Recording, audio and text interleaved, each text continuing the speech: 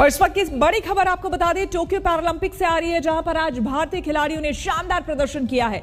50 metre shooting में मनीष नरवाल ने gold पदक जीता है, गोल्ड मेडल जीत लिया है, अपने नाम कर लिया है, जबकि संगराज ने सिल्वर पर कब्जा जमाया है। इसके साथ ही भारत के खाते में अब तक 15 मेडल आ चुके हैं, जबकि अभी 2 और मेडल पक्के हो चुके हैं। ये मेडल बैडमिंटन में है। सुहास एलवाई और प्रमोद भगत अपने अपने इवेंट के फाइनल में पहुंच चुके हैं।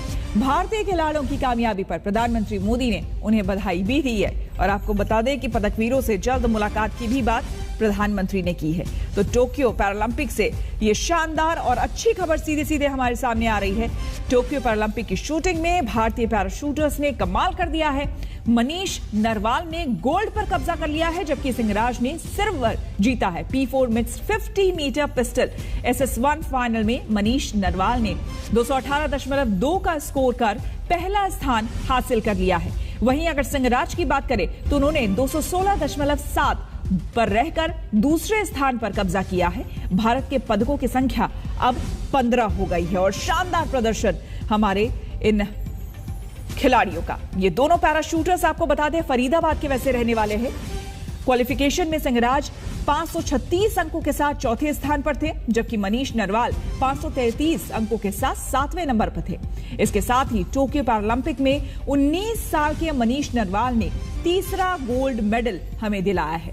हालांकि इससे पहले की अगर आप बात करें तो इससे पहले अवनी लखेरा ने हमें सबसे पहले women's 10 metre air rifle SH1 में और सुमित अंतिल ने हमें मेंस जेवलिन थ्रो F64 में स्वर्ण पदक दिलाया था। तो उस हिसाब से अगर देखा जाए तो ये तीसरा हमारा इस टोक्यो पैरालंपिक में तीसरा स्वर्ण पदक है।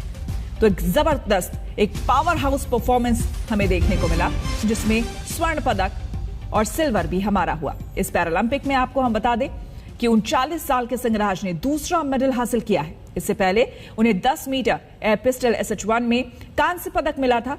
अवनी लखेरा के पास भी 2 पदक हैं। उन्होंने गोल्ड के अलावा ब्रॉन्ज भी जीता है। मौजूदा पैरालंपिक में भारत ने अब तक 15 पदक अब अपने नाम कर लिए हैं।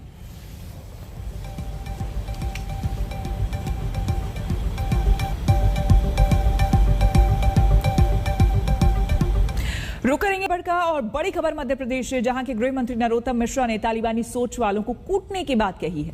भारत सरकार तालिबान से बात कर रही है, जी हां, और मध्य प्रदेश के गृह मंत्री इधर आग उगल रहे हैं।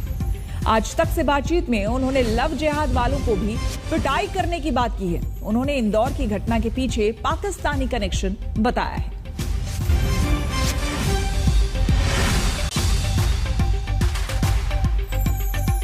आपकी अगुवाई में मध्य प्रदेश में लव जिहाद के खिलाफ सख्त कानून हुआ, मसले फिर भी सामने आते जा रहे हैं। हालिया जो वारदात है वो का मसला होता है तो क्या मर्डर नहीं होते? उज्जैन की जो घटना है उसमें भी यही जिहाद का सामने क्या हुआ?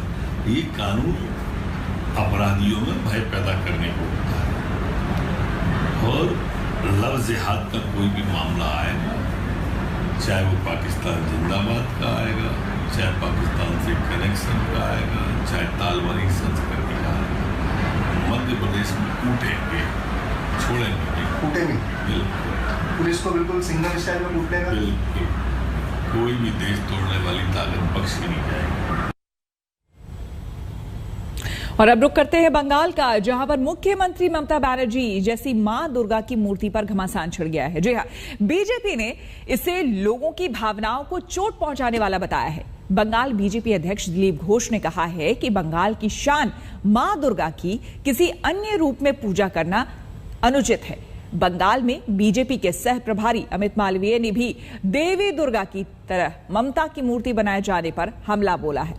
मालवीय ने कहा है कि बंगाल में चुनाव के बाद की हिंसा के बाद ममता बनर्जी की देवी की तरह मूर्ति दिखने वाली की भावनाओं को इससे ठेस लोगों की पहुंचेगी, इसीलिए इस तरह की मूर्ति नहीं बननी चाहिए। करीबन 40 दिन के आसपास का वक्त बाकी है कुमारटुल्ली के आर्टिस्ट के पास दुर्गा बनाने के लिए, दुर्गा की मूर्ति बनाने के लिए, क्योंकि 40 दिन बाद दुर्गा पूजा है। यहाँ पे काम जोरों शोरों से हो रहा है। लेकिन इस साल कुमारटुल्ली के मिंटू पाल, जो बहुत ही रेनाउंड आर्टिस्ट हैं, उन्होंने एक मूर्ति बनाई है जो ममता बनर्जी की तरह दिखती है। और ये है वो मूर्ति, और ये दुर्गा पूजा पंडाल में भी रहेगी। उन्हीं से डायरेक्टली बात करेंगे और जानना चाहेंगे कि आखिर माजरा क्या है।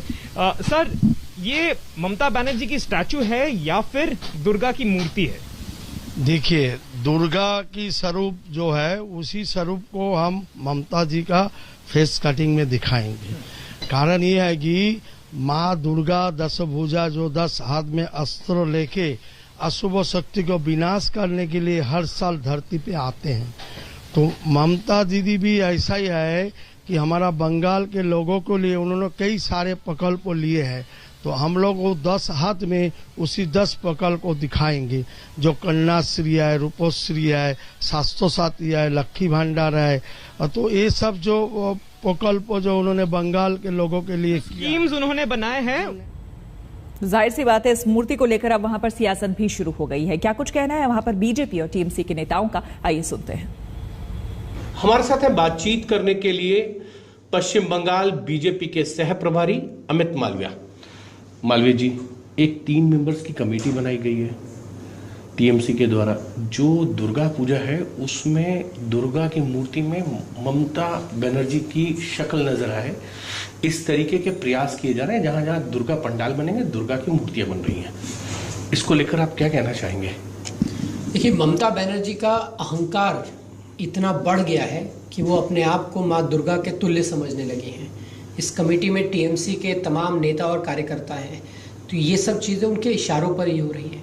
एक ऐसी महिला मुख्यमंत्री जिनके शासनकाल में बंगाल की महिलाओं के साथ लगातार दुष्कर्म की घटनाएं होती हैं, ऐसी महिला मुख्यमंत्री जिनके शासनकाल में कई भाजपा के कार्यकर्ता मारे जाते हैं, जिनके हाथों में बंगाल की जनता का खून है, वो अपने आप को अब माँ दुर्गा के तुल्य समझने लगी हैं।